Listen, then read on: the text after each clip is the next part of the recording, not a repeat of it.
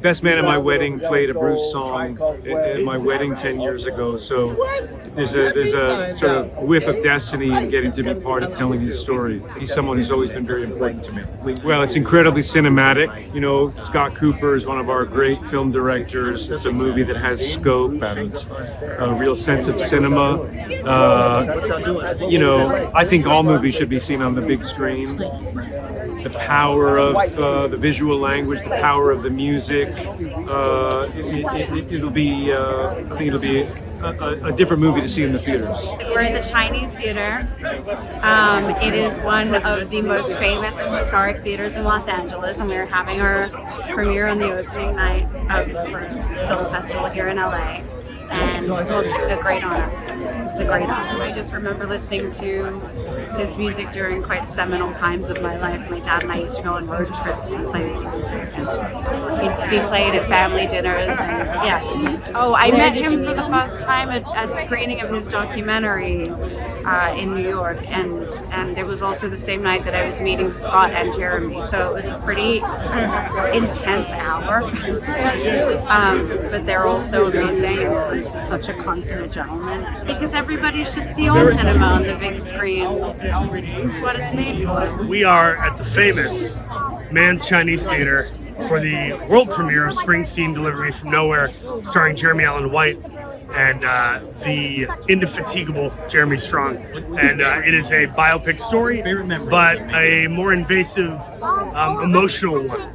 Not like the Wikipedia page chronology biopics you've seen before. So hopefully people will come and be equal parts entertained and sort of emotionally educated as well. I didn't come to Bruce's music until my late 20s. My buddies were like, how do you not know Bruce Springsteen's music? And I was like, sorry, I grew up with Billy Joel, I'm sorry. So I listened to Born to Run all the way through, and then I just played it like 40 times in a row. I just fell in love with him from that album.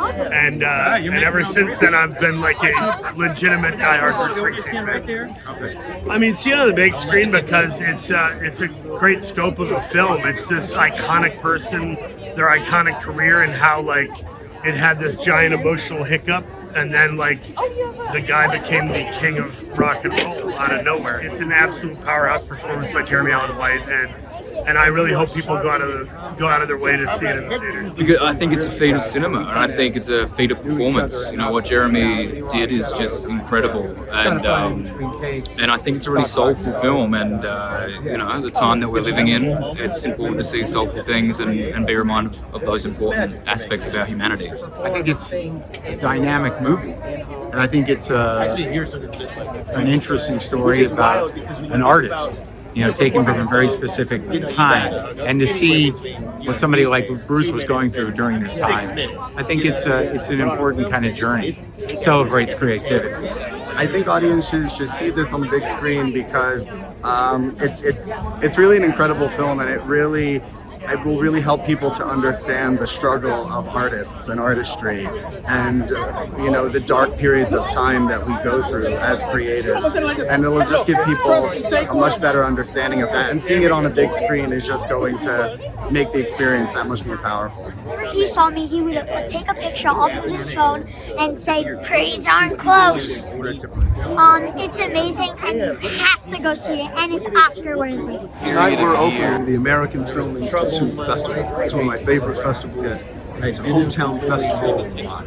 Really one of the festivals that made me fall in love with cinema.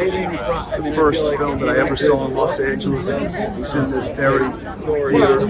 It's great to be back. First Bruce Springsteen memory is my father playing the album Nebraska. And this is the film in which we chronicle Bruce writing the album. So it's incredibly personal for me, and I'm so incredibly excited. Bruce Springsteen will be here celebrating this wonderful evening. Big images, big sound. It's an incredibly personal and intimate story in Bruce's life. It's probably his most painful chapter, but out of that pain came one of the best albums of the last 50 years.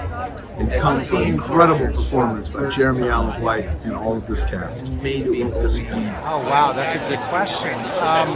My older brother loved Bruce, and I remember having the record. like he would have the records, and I remember taking his records and into my room and getting in trouble because I stole his albums, because I used to do that quite a bit, and just hearing the music for the first time and kind of being transfixed by it. I mean, listen, I think movies are incredible on the big screen. I think they're a collective experience. I think this movie is deeply emotional and moving, and I think there's something so great about seeing it with an audience and being part of that and feeling that and watching this journey. And I think at the end, one of the most magical things about the movie to me is, as a man, it's hard for me to cry. I think I can probably count 5 movies on my hand that have made me cry. And this movie does, right, in the best of ways, because it makes you think about your own father, it makes you think about who you are as a father, it just reminds us of what we are all about and what family really matters. So I think it's a deeply emotional experience that is best seen on big screen. My first Springsteen memory is I was driving from New York to Virginia in 1982 in a Honda Civic in a snowstorm and listening to the Born to Run album and just thinking, like, if I can just make it there in one piece. There was a whiteout storm and I was hanging on to the wheel with every fiber of my being, and Bruce got me through. My first memory of Bruce would probably be very, very early on, when I was like 5 or 6 years old, and my big brother, who passed away a couple of years ago, introduced me to Bruce with Born to Run and Nebraska, which I was way too young to appreciate and understand. But I remember him playing a cassette tape of Bruce and loving it from then on. Because Scott Cooper as a filmmaker is such a brilliant creator of cinema, and every frame of this movie is artistry. Every sound in this movie was curated so beautifully. And if you can see it in IMAX, which if this was mixed specifically for IMAX, and you know, it has its own mix if you're seeing it in a beautiful regular theater, but also if you have the opportunity to see it in IMAX, I would say do that. But the experience of seeing this movie in a room with other people and experiencing the visceral emotion that only cinema can give you in a room with an audience.